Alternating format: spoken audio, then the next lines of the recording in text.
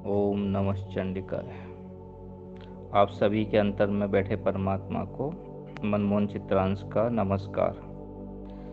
आज हम शरीर के पंच कोशों में मनोमय कोश पर बात करेंगे। कल हमने जाना था कि हमारा प्राणमय कोश कितना महत्वपूर्ण है। जिस तरह प्राण से ही प्राणी बना है, इसी तरह मन से ही मानव बना है। जिस तरह प्राणों को ही हम अपनी आत्मा समझ लेते हैं, जबकि वो एक आत्मा का एक कोष है, एक आवरण है, इसी तरह मन को भी कई बार हम भगवान समझते हैं। कई लोग उसको मन को ही भगवान मानते हैं, जबकि ये आत्मा का एक कोष है, एक आवरण है। मन की एक स्वभाव है, वो हमेशा ना द्वंद्व में झूलता रहता है। जैसे बच्चे झूलते हैं और मनोरंजन करते हैं, बड़े खुश होते हैं, ऐसे मन भी रहता है। कई बार कुछ लोगों को जैसे झूले पर डर लगता है, विशेषकर नीचे आने में। इस तरह मन को भी कई बार उसकी स्थिति भी ऐसी बनती रहती है, खट्टी मीठी। और मन द्वंद्व में हमेशा है ना, सत्य को, असत्य को, अच्छे को, बुरे को ऐसे समझने की कोशिश करता रहता है। किसी कवि का हमने कभी सुना था, उसने कहा है कि क्या सत्य है, क्या असत्य है, मन समझ ना पाया। कभी शांत झील सा, बीते रागी सा यह मन, तो कभी भावनाओं का अंतर मन में झोंका आया। है ना, कभी ऐसा हो जाता है जैसे मन नहीं लग रहा है, क्या है, सब बेकार है। कभी ऐसा लगता है कि एक भावना ऐसे मतलब उमड़ घुमड़ के आती है। क्या सत्य है, क्या असत्य है, मन समझ ना पाया। छोड़ थाम अनासक्ति का, रही झांकती आसक्ति। लगा कोलाहल गया, हो गई अब विश्रांति। जगी फिर यूं कामना, मन ऐसा उफनाया। कैसा तेरा खेल प्रभु, कोई समझ ना पाया। कैसा जोग, कैसा जोगी, बैरागी कहलाए जो। बन जाए प्रेम रोगी, सांसों में जो बच जाए। क्या मन वो भुला पाया। कितने भी बैरागी बन जाए, क्या वो चीज़ें भूल पाती हैं जो हमारी सांसों में बसी होती हैं, जिनसे हमें प्रेम होता है। क्या सत्य है, क्या असत्य है, मन समझ ना पाया। मन कोई ऐसा तत्व नहीं है जो केवल मनुष्य के पास ही है। हर वो है ना, हर जीवित प्राणी के पास होता है। कीट पतंगों में भी मन होता है। मन की स्थिति हवा की तरह है, वह दिशा विशेष तक सीमित न रहकर स्वेच्छाचारी, जैसे वन पशु इधर उधर कूदते उछलते रहते हैं, ऐसे होता है। पक्षियों की तरह वो किसी भी दिशा में चल पड़ता है ना। इसको दिशा देना, चिंतन को अनुपयोगी जो प्रभाव होते हैं गलत दिशा में जैसे जाने से कोई फ़ायदा नहीं है। उन सब जब मन बहता है तो उसको थोड़ा सुनियोजित करना पड़ता है। तो ऐसे जो मनस्वी लोग होते हैं, उनका यही एक प्रधान चिन्ह होता है। और गीता में कृष्ण ने भी बताया है कि पिछली बार हमने जिक्र किया था कि 8 तत्वों से बने हुए ना सब चीज़ें। तो पृथ्वी, जल, वायु, अग्नि, आकाश के अलावा मन, बुद्धि, अहंकार। तो मन जो है वो सबके अंदर होता है, खाली ये नहीं कि हमारे अंदर ही मन है। तुलसीदास जी ने कहा है कि गो गोचर जहाँ लो मन जाई, तो सब माया जाने हो भाई। वो सब माया है जहाँ जहाँ मन जा सकता है। बल्कि यूँ कहो कि मन ही माया है। तो मनोमय इसी का नाम है ना, जो मनोमय कोश हम बोलते हैं। अब मन को क्या है, केवल मनोरंजन चाहिए। सदे हुए मन की तुलना हम है ना पालतू हाथी से की कर सकते हैं। जैसे नियंत्रित हो कोई चीज़ है, शक्तिशाली चीज़, और अगर अनियंत्रित होता है तो जैसे जंगली पागल सा हाथी होता है, क्या हालत करता है, आवेग और आवेश से एकदम ग्रस्त होके ऐसे ना कोई उत्तेजित होके जो प्रेरित मनुष्य जैसे क्या करता है, कुछ भी कर सकता है। वो चिंतन और कृत्य इतना असंगत हो सकता है कि जीवन भर पश्चाताप करना पड़े। आजकल हम देखते हैं कि लोग इतना कुछ करते हैं और पश्चाताप भी नहीं करते हैं, और असीम हानि उठानी पड़ती है बाद में उनको भी, उस समय भी, और दूसरों को भी उनकी वजह से। किंतु आवेग के प्रभाव में बुद्धि पर ऐसा पर्दा पड़ जाता है कि कुछ सूझता ही नहीं है, और उन्मत्तों की तरह दूसरों की हत्या, आत्महत्या, ना जाने क्या क्या करते हैं लोग। और ऐसे काम वो सहज ही कर लेते हैं। अगर शांत मन से कोई अगर विचार करे तो अपने आप पे क्रोध आएगा इंसान को कि मैंने ऐसा कैसे किया, लेकिन वो लोग सहज कर रहे होते हैं। ये मन की ऐसी स्थिति है जब वो असंयत होता है। तो असंख्य मनुष्य ऐसे ही आतंकी पागलपन वाले कर्म करते हैं, और मरे हुए मन को या तो है ना पागल से ऐसे उत्तेजित हो जाते हैं, या फिर मरे हुए मन की तरह ऐसे अकर्मण्य बन जाते हैं जैसे लाश धो रहे हों। तो एक तरफ हम ऐसे लोगों को देखते हैं जो पागल हुए जा रहे हैं, उन्मुक्त हो रहे हैं, मन को कंट्रोल नहीं कर पा रहे। एक कुछ ऐसे लोग भी हैं जिनका मन ऐसे एकदम ढीला ढाला, ऐसे कुछ है ही नहीं मन, जैसे मरे हुए की तरह। मरना शब्द ही मुझे लगता है मन से ही संबंधित है। और मानव मानव जो ऊंचाई छूता है वो भी मन से संबंधित है। हमारे पांचों कोषों में बीच में मन है, अन्नमय कोष और प्राणमय कोष, और फिर बीच में मन, उसके बाद फिर विज्ञानमय कोष और आनंदमय कोष। तो ये ऐसे इधर से उधर झूलता रहता है। हमारे साथ कई अभी मनोविचारक, मनोचिकित्सक जुड़े हुए हैं। तो हमारी अर्चना कृष्णा जी हैं, वो एक अच्छी डॉक्टर हैं, मनोचिकित्सक हैं। हमारे उमेश उपाध्याय जी हैं, सुनीता सिंह जी हैं, ये सब मनोविज्ञान पे काम करते हैं। और भी बहुत सारे लोग हैं। तो आज के वैज्ञानिक के संदर्भ में भी हम मन को अच्छी तरह समझने की कोशिश कर रहे हैं और समझते हैं। हमारे ऋषि मुनियों ने इस पर बहुत अच्छी तरह से इसको काम किया हुआ है, बहुत गहराई से।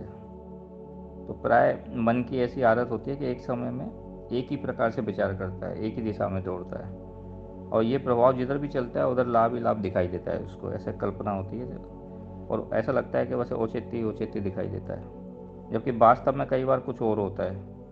कई बार बाद में बहुत पछताना पड़ता है। तो मन के प्रभाव को रोक कर एक बांध बनाते हैं, जैसे ना बिजली होती है, उसको बिजली घर में एक तरह से व्यवस्थित रूप से उसको पहुंचाते हैं, तब जाके वो उपयोग में आती है। बांध बनाते हैं तब पानी का हम ठीक से उपयोग कर पाते हैं। तो मन के प्रभाव को भी एक रोकने के लिए एक दूसरी प्रतिरोधक शक्ति की जरूरत पड़ती है, जिसको हम बुद्धि कहते हैं। तो मन के वैसे ना अंतःकरण जो है वो मन है, तो इसमें 4 रूप बताए हैं, जैसे मन, बुद्धि, चित्त, अहंकार। ये बड़ा विशाल एक विषय है और बहुत ही विराट है ये।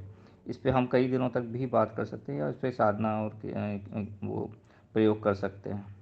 पर अभी सूक्ष्म में थोड़ी सी बात करते हैं कि ये मनोमय कोष किस तरह काम करता है, क्या इसका प्रभाव है, क्या इसका स्वभाव है ना। तो बुद्धि से इसको हम कंट्रोल में कर सकते हैं। तो बुद्धि द्वारा हम ना उचित अनुचित ऐसे मतलब मंथन कर सकते हैं, उलट पलट के जैसे चीज़ों को समझ सकते हैं और फिर निष्कर्ष निकाल सकते हैं। इससे ये पता लगता है कि भाई क्या सार्थक है और क्या निरर्थक है, जिसकी बहुत आवश्यकता है। लाभ किस में है और हानि किस में है। कई बार तत्काल के लाभ के चक्कर में सब कुछ हम उसी को मान लेते हैं, उसके बाद भविष्य के जो स्थायी परिणाम होते हैं उन पर विचार करने में हम समर्थ नहीं होते हैं, है ना। तो जो इसमें समर्थ होते हैं वही परिपक्व और बुद्धिमान लोग हैं ना, उस जो मन के प्रभाव होते हैं उसके अवांछनीय दिशा को रोक सकते हैं, उसे उसी दिशा में नियोजित कर सकते हैं ना। तो जो मनीषी हैं, तत्वदर्शी हैं, शोधकर्ता हैं, जो मनस्वी व्यक्ति होते हैं, वो महामानव बन जाते हैं। हम उनको महामानव जैसे देखते हैं, वो कुछ भी करने में समर्थ रहते हैं वो। तो उनने इस संसार का हमेशा नेतृत्व किया है, किसी रूप में, किसी न किसी रूप में, और अपने महान कार्यों से इतिहास में स्वयं को यशस्वी किया है। इन सभी की यह ना प्रमुख विशेषता रही है कि इन्होंने अपने मन पर अंकुश रखा और उसे सही दिशा देना सीखा। और आज भी हमारा सौभाग्य है कि हमारे भारत देश का जो नेतृत्व कर रहे हैं वो ऐसे ही योगी, मनस्वी, संयमी, साहसी और त्यागी और बुद्धिमान लोग हैं। और हमें भी इस समय इतना अच्छा समय है, हमें भी इसका लाभ उठाना चाहिए। इस दिशा में काफ़ी काम करने की आवश्यकता है। सामान्य लोगों का मन हवा के साथ उड़ने फिरने वाले तिनके की तरह रहता है। अपनी मानसिक चेतना को वो निरर्थक और बिल्कुल अनर्थ जिसे ऐसी बातें जिनका कोई मूल्य नहीं है उसमें भटकने देते हैं। जबकि मनस्वी व्यक्ति अपनी प्रत्येक लहर को सुनियोजित करता है, उचित और अनुचित की कसौटी का अंकुश रखकर मन को उसी दिशा में उसी गति से चलने देता है, जिससे कुछ महत्वपूर्ण हित साधन अपने और दूसरों के हो सकें। इच्छाओं को मोड़ने में, चिंतन को सुनियोजित करने में सफलता प्रखर तर्क बुद्धि से उत्पन्न होती है, और आत्मदमन कर सकने की जो साहसिकता होती है वो भी मनोनिग्रह से ही हो पाती है। तो मनोनिग्रह के लिए हमको प्रयोग करने चाहिए। ये मनोयोग का जो वरदान है ना, उसको प्राप्त करने के लिए जो प्रयास करते हैं, जो योग ध्यान करते हैं, उसी को हम साधना कहते हैं। उसके बहुत बड़े बड़े चमत्कार इस मन की शक्ति से ही आते हैं। मनोदशा पर मनुष्य का स्वास्थ्य निर्भर करता है ना। मनोविकारग्रस्त जो मनुष्य होता है वो अनेक अनेक शारीरिक मानसिक आदि व्याधियों से ग्रसित होकर बीमार और दुर्बल बनता चला जाता है और अकाल मृत्यु को प्राप्त हो जाता है। कई लोग तो जीवन मर जैसे ही होता है उनका।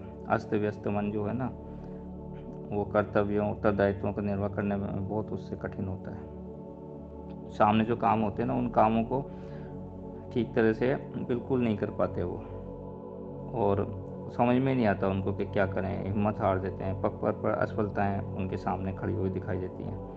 मधुर संबंधों का निर्वाह संपर्क क्षेत्र के व्यक्तियों से शालीनतापूर्वक होता ही नहीं है। अतएव असहयोग, उपेक्षा, खींचतान एवं दूर होने की स्थिति बनती है।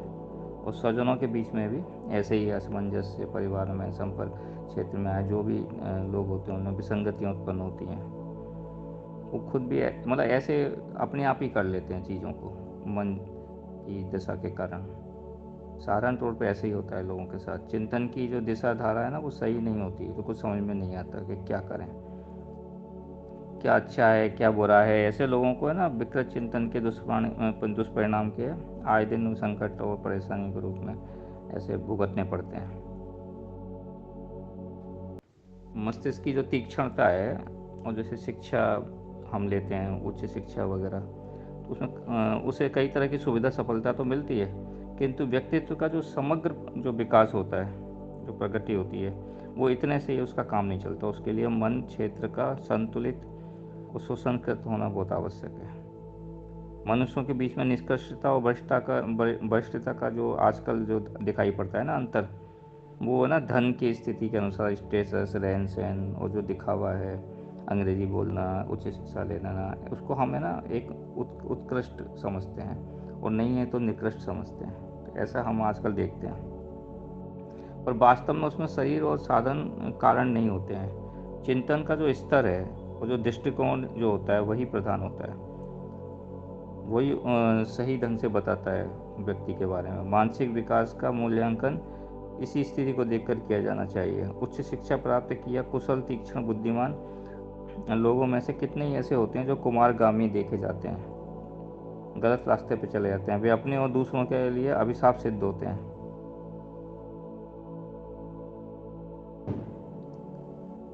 आजकल तो ये बहुत देख रहे हैं, देखो हर क्षेत्र में आपको दिखाई देगा। तो जो महत्व है वो मस्तिष्क की तीक्ष्णता का नहीं है, मानसिक स्तर के उत्कृष्ट होने का है। इसे परिकष्ट चिंतन, सुसंस्कृति दृष्टिकोण और सुसंयत क्रियाकलाप के रूप में देखा जा सकता है। मन संस्थान को सुविकसित करने के लिए स्वाध्याय, सत्संग एवं मनन चिंतन की बहुत आवश्यकता है, और ध्यान योग वगैरह की। आगे हम इस पर चर्चा जारी रखेंगे। आप सबके अंतर में बैठे परमात्मा को नमस्कार। ओम।